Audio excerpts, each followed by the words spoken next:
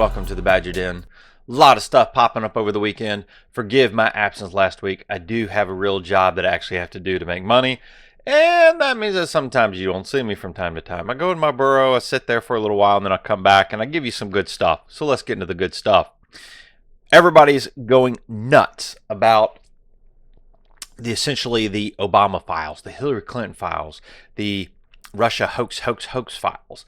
And the biggest question is, how far up does it go? So let's not dive too deep into the story. Let's instead look at the implications, because everybody else has probably already done that, and let's give you something fresh. So, in the wake of Tulsi Gabbard's assertion that former President Barack Obama, good old Barry, was part of the group that created an intelligence community assessment to vilify DJT, House Speaker Mike Johnson stated that he had no concern about bringing Obama in for a deposition before the House. Again, a deposition, not a trial. Gabbard said that Obama, former FBI Director Comey, CIA Director John Brennan, and former Director of DNI James Clapper, were all involved in the conspiracy to allege that Trump had colluded with Russia in the 2016 election. That conspiracy allegedly collaborated to create the assessment released in early 2017. Gabbard has referred the issue to the DOJ. Will Pondy actually pull the trigger? Who knows? Come on, Bondy, let's see you do it. There's no question in my mind that this intelligence community assessment that President Obama ordered be published, which contained a manufactured intelligence document, is worse than even politicization of intelligence. Gabbard tells the Fox News host Maria Bartiromo. It was manufactured intelligence that sought to achieve President Obama's team's objective, which is to undermine President Trump's presidency, subverting the will of the American people. Now, we all know this. It's come out over the last 48 hours, week. A lot of the information that's in there is stuff that we kind of surmised, because again, if Comey was doing this, if Brennan was doing this, if Hillary Clinton's grubby little hands were all over it, how did the FISA courts get the authorization?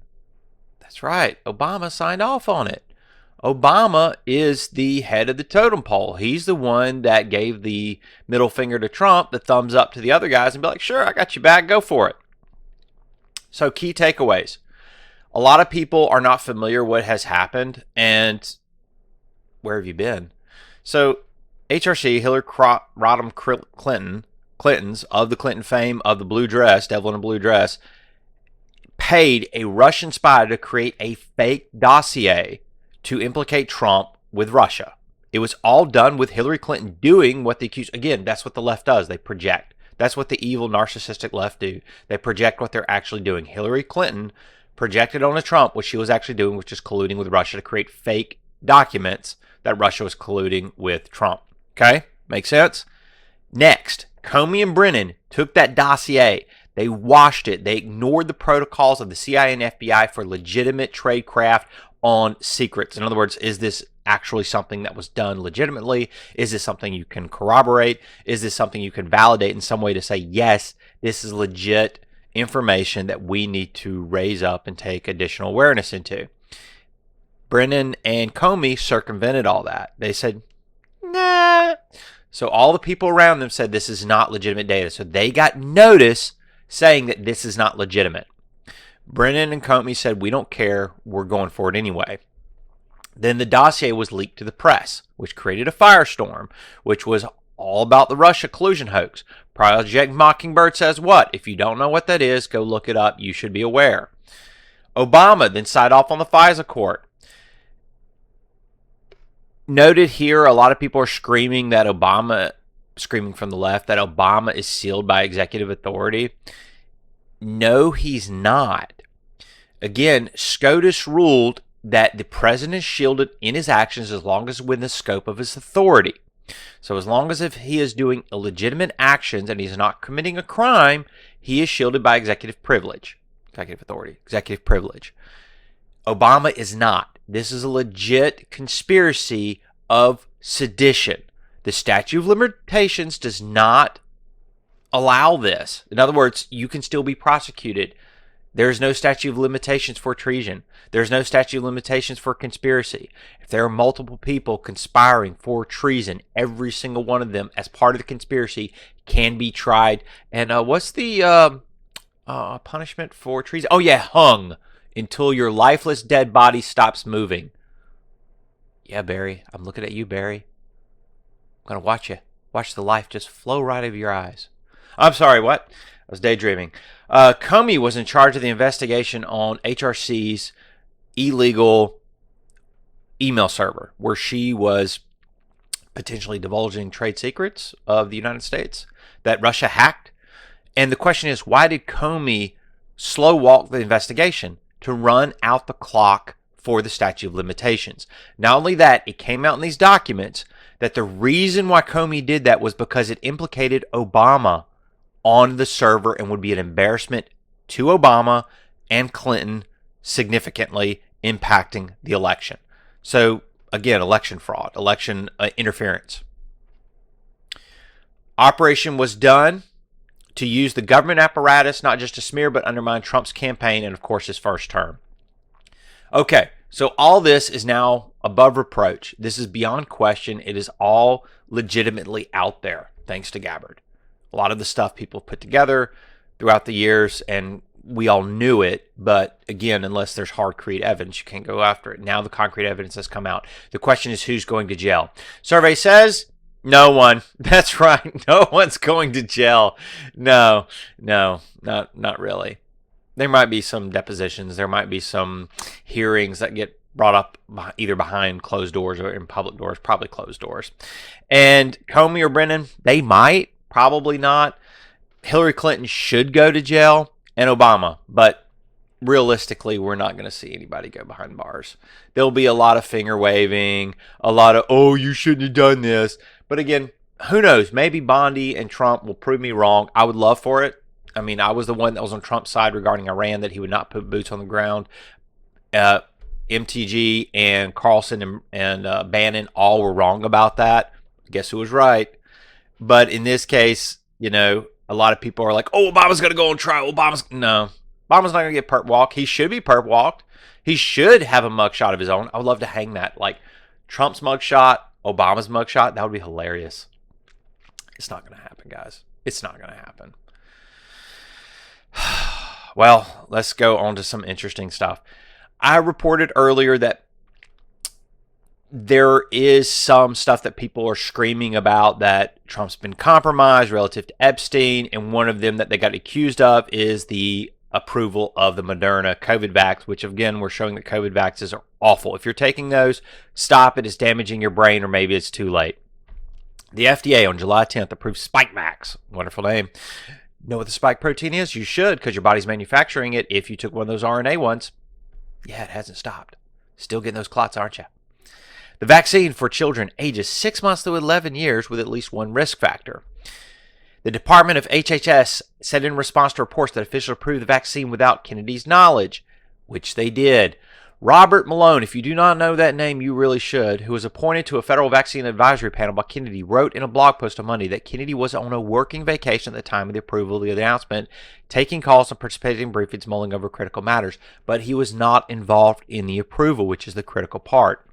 The approval was made despite Moderna's own scientists' admission that there were unacceptable toxicity levels in the vaccines, and that lipid nanoparticle structure components, production methods, route of administration, and proteins produced from the complex mRNAs all present toxicity concerns. Yes, stop it. It's hurting you. And this was made without Secretary Kennedy's knowledge. According to multiple sources, neither Kennedy nor his Deputy Chief of Staff, Stephanie Spears, were briefed or consulted ahead of the decision, raising alarm over internal operations at one of the nation's most powerful health agencies. That's right.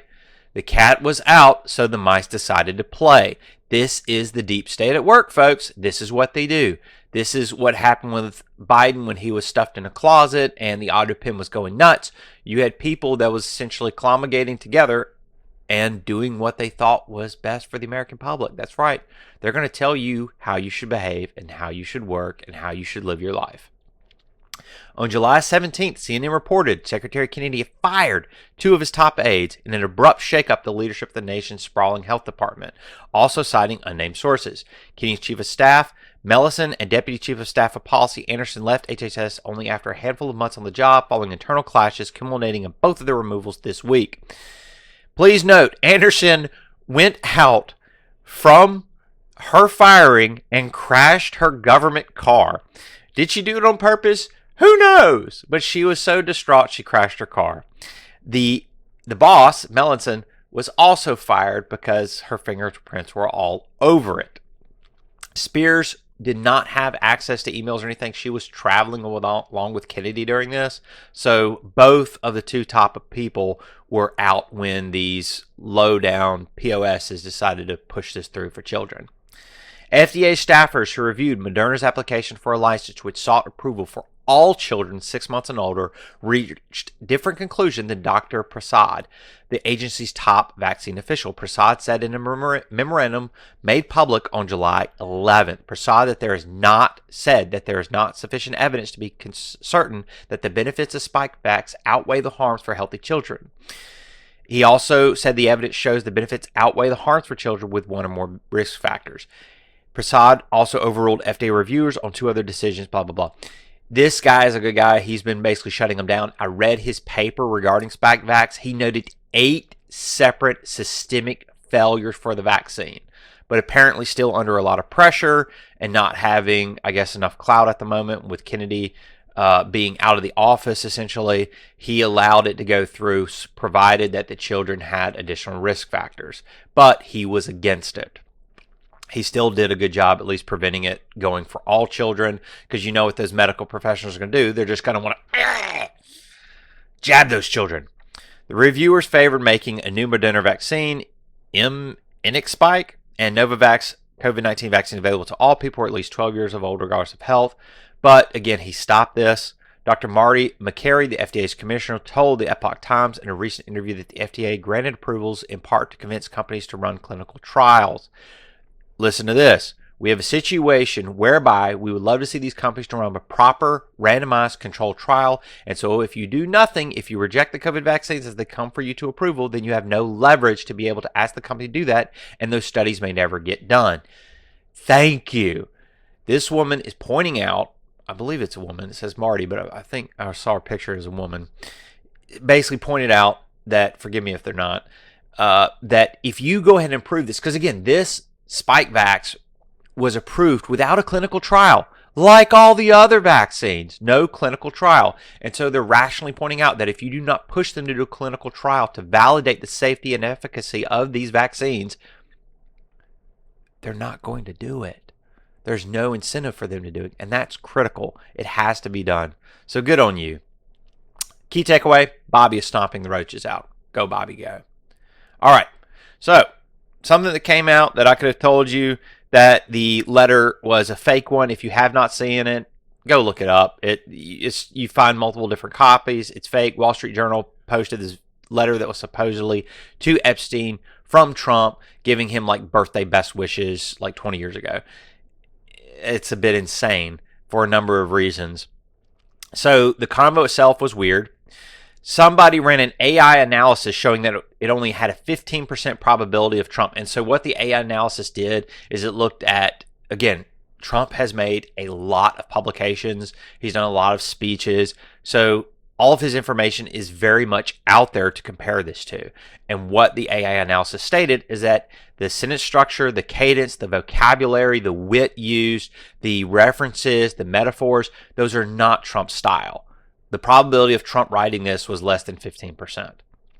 However, the AI model did give 2 potential alternatives, and I think the way they did, they cross-referenced it to the Epstein list. So they basically said of the Epstein list that's been published on the Lolita Express, who of these could potentially do. They did found 2 potential highly probable candidates.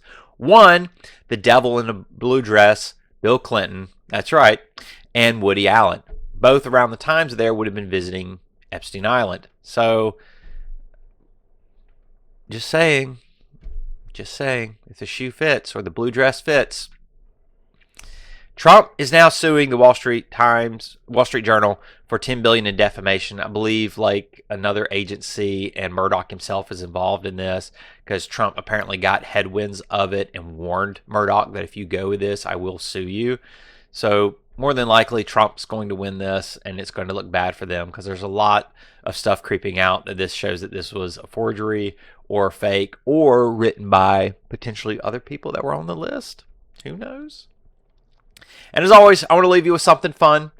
If you have not seen Hunter's wonderful interview, don't worry, I will give you the highlights.